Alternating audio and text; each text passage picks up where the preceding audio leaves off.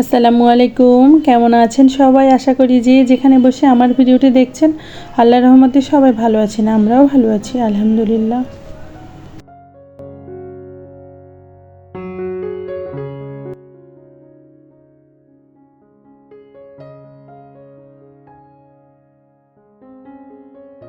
তারপর নাস্তার পর্ব শেষ করে এই যে কিছু কাজ বাকি ছিল, কাজ বলতে এগুলো অনেক আগে নিয়ে আসছে, আমি ব্যবহার করেছি।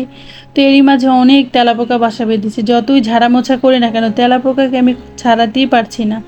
তো ঝেড়ে মুছে একটু পরিষ্কার করে রেখে দিব যতটা আর কি মানে পরিষ্কার পরিচ্ছন্ন থাকা যায়, যেহেতু ছোট বাচ্চা আছে, রোগ জীবাণুর তো অভাব নেই। এমনিতে আমার মেয়েরা প্রচুর অসুস্থ, দুই মেয়ে, বড় মেয়ের পরীক্ষা তারই ভিতরে। আর সব থেকে বড় সমস্যা হচ্ছে আমি কাউকে কমেন্টস করতে পারি না, আমার ফোনে একটু সমস্যা। এই জন্য আমি কারো ভিডিও সারাদিন দেখলেও তারা বুঝতে পারে না। তো ঠিক করার জন্য নিয়েছিলাম, বলেছে কিবোর্ডে সমস্যা হয়েছে। আসলে অতিরিক্ত চাপের জন্য এটা হয়েছে, কারণ আমার একটাই ফোন, এটা দিয়ে ভিডিও দেখা, ভিডিও করা, সব কিছু মিলিয়ে দেখি কি করা যায়। আসলে কিছু হওয়ার জন্য ভাগ্য লাগে, এখান থেকে হয়তো আমার কিছু হবে, কি হবে জানি না আসলে আমি।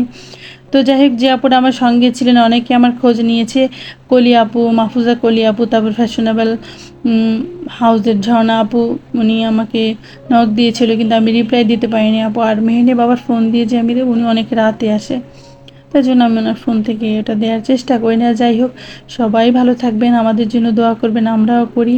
তো কথা বলতে বলতে অনেক কাজ করেছি, রান্না হয়ে গিয়েছে। বুটির ডাল দিয়ে গরু মাংস রান্না করব। এখানে ছোট মাছ, টমেটো, আলু সব কিছু মিলিয়ে সবাই যেভাবে রান্না করে সেভাবে আর কি। তো আমি এখানে কয়েকটা পুঁই শাক পাতা দিয়েছি, মানে পুঁই শাক যাই হোক, এটা আমি লাগিয়েছিলাম বাজার থেকে কিনে নিয়ে আসার পর, যেটা ছিল ওটা। তো মাশাআল্লাহ কয়েকটা পাতা হয়েছে, যাক তারপরও প্রশান্তি নিজের জিনিস খাবার মাঝে। তো একে একে রান্না বাড়া হয়ে গিয়েছে, আজ একটু তাড়াহুড়োই ছিল।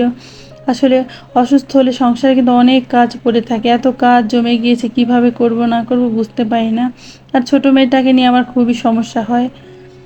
তো রান্না হয়ে গিয়েছে, খাওয়া দাওয়া করে বিকেলে অন্য কাজ আছে, অনেক দিন কাজ পড়েছিল।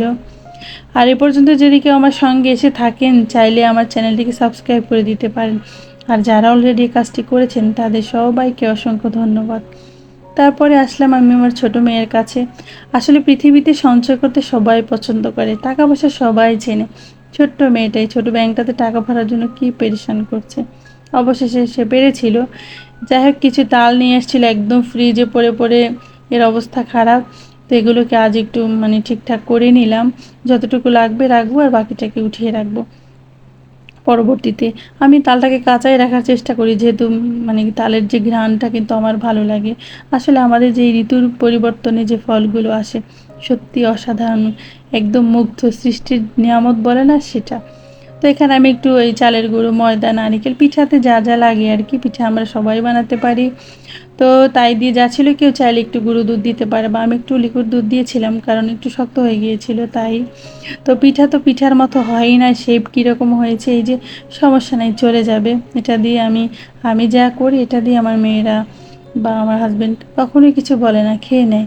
কোথায় যেয়ে খাবে, ওদের কোথাও যাওয়ার জায়গা নেই, এই জন্য। আগে নানা বাড়ি ছিল, নানু ছিল, এখন নানু নেই, দাদি ছিল, দাদির অবস্থা খুবই খারাপ, যাওয়ার জায়গাও নেই, তাই ঘরে বসে যা করে দিই ওগুলোই ওরা খায়। সত্যি মানুষ এরকম হতে পারে, যাদের কেউ থাকে না পৃথিবীতে, ঠিক ওরকম আমরাই।